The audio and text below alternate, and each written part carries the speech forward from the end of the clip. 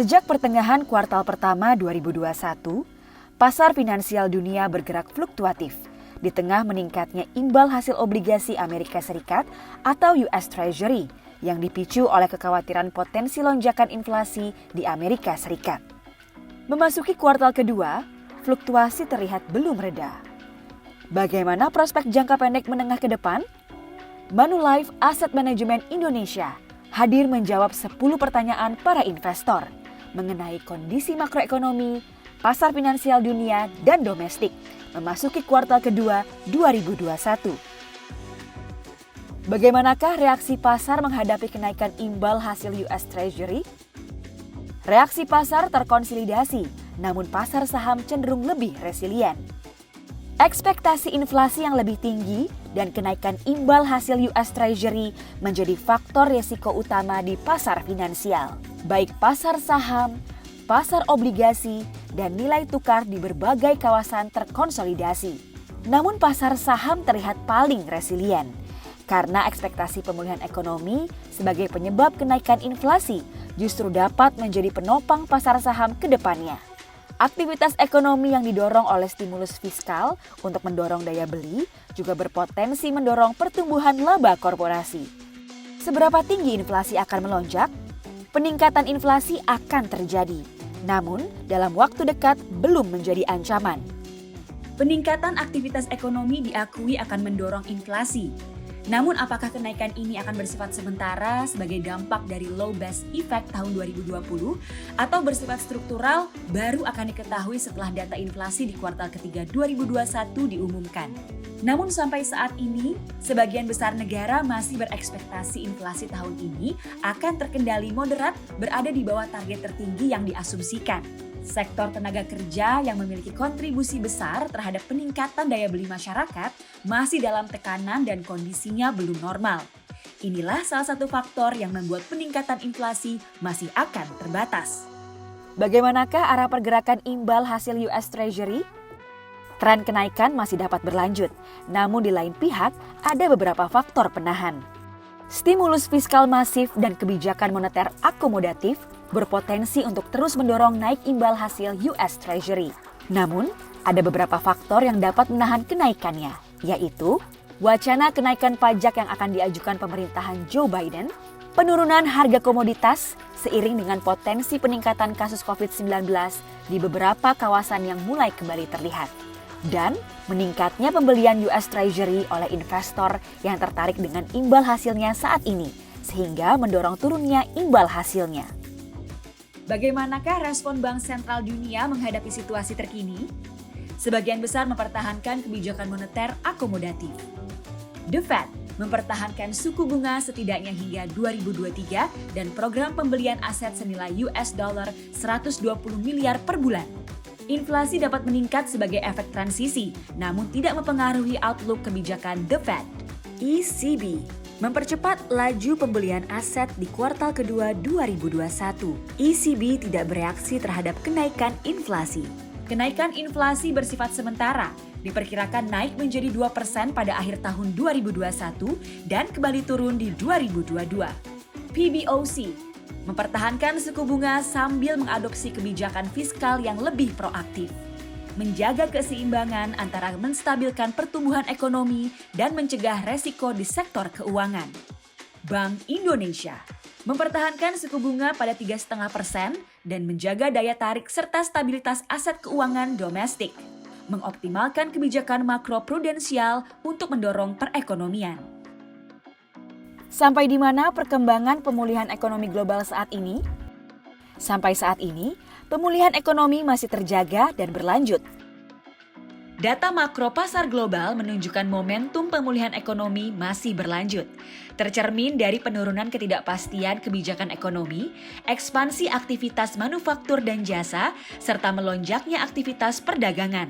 Di tengah pertumbuhan yang belum merata, percepatan vaksinasi dan kebijakan proaktif pemerintah dan bank sentral menjadi faktor penting untuk menjaga momentum pertumbuhan ekonomi ke depannya.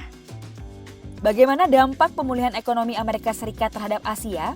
Dampak pemulihan ekonomi Amerika Serikat terhadap Asia positif, walaupun antar negara berbeda tingkatnya. Potensi pemulihan ekonomi Amerika Serikat yang kuat saat ini didukung keberhasilan vaksinasi dan besarnya stimulus fiskal yang dapat mendorong permintaan dan meningkatkan inflasi.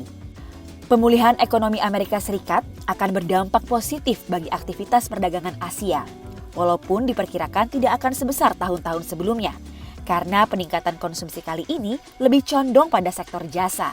Walaupun demikian, beberapa negara Asia yang memiliki exposure terhadap meningkatnya permintaan atas konsumsi dan investasi dari Amerika Serikat tetap akan diuntungkan oleh pemulihan yang terjadi di sana. Bagaimana Bank Indonesia menyikapi kondisi global terkini? Bank Indonesia tetap akomodatif untuk mendorong pemulihan ekonomi. Bank Indonesia diperkirakan tetap menjaga kebijakan moneter akomodatif. Tingkat inflasi masih terjaga di bawah target, sehingga belum ada tekanan domestik untuk menaikkan suku bunga. Naiknya imbal hasil US Treasury memang membatasi ruang penurunan suku bunga acuan. Namun, Bank Indonesia dapat mengimplementasikan bauran kebijakan makroprudensial yang lain untuk mendorong pemulihan ekonomi. Tingkat suku bunga real Indonesia yang relatif tinggi dibanding negara-negara lain juga dapat menjaga daya tarik aset finansial Indonesia dan juga memberikan bantalan terhadap resiko pengetatan kebijakan moneter global. Bagaimana jika kondisi global mengarah pada taper tantrum seperti yang terjadi tahun 2013? Kondisi fundamental Indonesia saat ini jauh lebih kuat menghadapinya. Kondisi makroekonomi Indonesia saat ini dalam kondisi yang lebih baik dibandingkan 2013, sehingga lebih resilien dalam menghadapi guncangan yang ada. Defisit transaksi berjalan diperkirakan lebih rendah dibanding periode 2013. Neraca perdagangan dalam kondisi baik, di mana tren peningkatan ekspor didukung oleh ekspor baja dan sawit. Sementara di 2013 terjadi defisit akibat anjloknya harga batu bara. Di tengah pandemi, Indonesia dapat mempertahankan predikat investment grade BBB, mengindikasikan kondisi makroekonomi yang tetap baik. Bagaimana dampak volatilitas global terhadap pasar saham Indonesia? Dampak yang terjadi, valuasi kembali ke level di bawah rata-rata 5 tahun. Pasar saham Indonesia tidak luput dari volatilitas yang terjadi di pasar global dan regional. Namun, penurunan yang terjadi membuat valuasi IHSG turun ke level yang sangat atraktif, di mana pada perakhir Maret 2021 ini, rasio PE turun ke level 14,33, di bawah rata-rata 5 tahun pada level 15,03. Di lain pihak, secara fundamental belum ada perubahan outlook pasar, dengan konsensus memperkirakan perbaikan earnings emiten di 2021. Terlepas dari stabilitas sentimen global, proses vaksinasi domestik menjadi kunci utama untuk mendorong sentimen pasar domestik menjadi lebih positif. Bagaimana prospek pasar obligasi?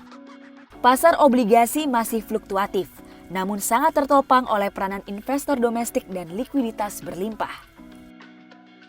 Ketidakpastian arah imbal hasil US Treasury menimbulkan sentimen risk off dan menekan pasar obligasi dunia. Namun, melonjaknya imbal hasil obligasi Indonesia terlihat berlebihan, di mana kenaikannya lebih tinggi bahkan dibanding beberapa negara yang mendapat penurunan peringkat seperti Italia, Malaysia, dan Afrika Selatan. Terlepas dari sentimen kenaikan imbal hasil US Treasury, dinamika pasar obligasi Indonesia tetap suportif, dengan kebijakan moneter tetap akomodatif dan peranan investor domestik yang semakin kuat yang dapat meminimalisir volatilitas dari pergerakan investor asing di pasar domestik. Walaupun masih dibayangi ketidakpastian akibat imbas pandemi, pasar saham domestik menjanjikan potensi perbaikan dan pertumbuhan di paruh kedua tahun ini. Dengan valuasi menarik, sentimen yang terus membaik, dan kepemilikan dana asing pada titik rendah, saat ini menjadi momen yang baik untuk pasang posisi.